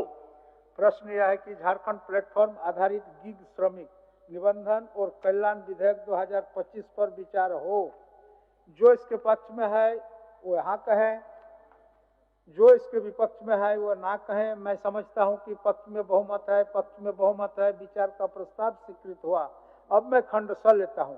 खंड 02 से खंड 03 तक कोई संशोधन नहीं। प्रश्न यह है कि खंड 02 से खंड 03 इस विधेयक का अंग बने। जो इसके पक्ष में है वो हाँ कहें, जो इसके विपक्ष में है वो ना कहें। मैं समझता हूं कि पक्ष में बहुमत है, पक्ष में बहुमत है, खंड 02 से खंड 03 इस विधेयक का अंग बना। खंड 04 में एक संशोधन है। क्या माननीय सदस्य श्री जयराम कुमार महतो अपना संशोधन प्रस्तुत करेंगे? धन्यवाद अध्यक्ष महोदय। झारखंड प्लेटफॉर्म आधारित गिग श्रमिक निबंधन और कल्याण विधेयक 2025 में आंशिक संशोधन हेतु सुझाव निम्न है। इस अधिनियम में वर्णित है कि इस अधिनियम के अंतर्गत झारखंड प्लेटफॉर्म आधारित गिग श्रमिक कल्याण बोर्ड का गठन किया जाएगा। इस बोर्ड की संरचना के क्रम में 4 में वर्णित राज्य सरकार द्वारा नामित सिविल सोसाइटी, श्रमिक संघों या प्रासंगिक क्षेत्रों में अनुभव वाले किसी अन्य व्यक्ति सहित के 3 प्रतिनिधि शामिल किए जाएंगे में आंशिक संशोधन करते हुए झारखंड के मूल निवासी होना भी सम्मिलित किया जाए। माननीय मंत्री। विधायक को विधि विभाग द्वारा विधिक्षा के उपरांत ही सदन पटल पर लाया गया है, इस पर संशोधन अपेक्षित नहीं है। प्रश्न यह है कि विधेयक खंड 4(1) के स्तंभ 6 के द्वितीय पंक्ति में शब्द के तथा 3 प्रतिनिधि के मध्य शब्द झारखंड के मूल निवासी को अंत स्थापित किया जाए। जो इसके पक्ष में है वह हाँ कहें, जो इसके विपक्ष में है वह ना कहें। मैं समझता हूं कि विपक्ष में बहुमत है, विपक्ष में बहुमत है, ये प्रस्ताव अस्वीकृत हुआ। प्रश्न यह है कि खंड 04 इस विधेयक का अंग बने। जो इसके पक्ष में है वह हाँ कहें, जो इसके विपक्ष में है वह ना कहें। मैं समझता हूं कि पक्ष में बहुमत है, पक्ष में बहुमत है। खंड 04 इस विधेयक का अंग बना। खंड 05 से खंड 32 तक कोई संशोधन नहीं है। प्रश्न यह है कि खंड 05 से खंड 32 इस विधेयक का अंग बने। जो इसके पक्ष में है वह हाँ कहें, जो इसके विपक्ष में है वह ना कहें। मैं समझता हूं कि पक्ष में बहुमत है, पक्ष में बहुमत है। खंड 05 से खंड 32 इस विधेयक का अंग बना। खंड 01 में 2 संशोधन है। क्या माननीय सदस्य सरजू राय अपना संशोधन प्रस्तुत करेंगे? महोदय, ये पूरी तरह से गीग वर्कर, प्लेटफार्म, ये सब जो लिए गए हैं, ये प्रचलित अंग्रेजी शब्दावली के हैं। मुझे लगता है कि इनका अर्थ अभिव्यक्त करने वाला कोई शब्द रखा जाए जो हिंदी में हो तो बेहतर समझ बनेगी इस अधिनियम के बारे में। इसलिए महोदय मैंने ये संशोधन रखा है कि जो प्लेटफॉर्म शब्द का इस्तेमाल किया गया है खंड 1 में, उसको प्लेटफॉर्म के बदले मंच शब्द वहाँ लिखा जाए। और गीग वर्कर, गीग की परिभाषा इसमें दी गई है। अब गीग समझ में नहीं आता है गीग क्या है, तो कोई वाहक श्रमिक या कोई काम करने वाला श्रमिक, इस तरह से गीग की जगह वाहक शब्द को प्रस्तावित की जाए। महोदय। माननीय मंत्री जी।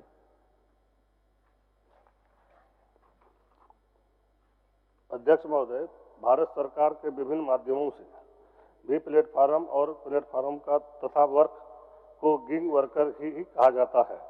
बिहार, तेलंगाना एवं कर्नाटक राज्य के अधिनियम में भी प्लेटफार्म ही एवं वर्कर को गिग वर्कर ही परिभाषित किया गया है।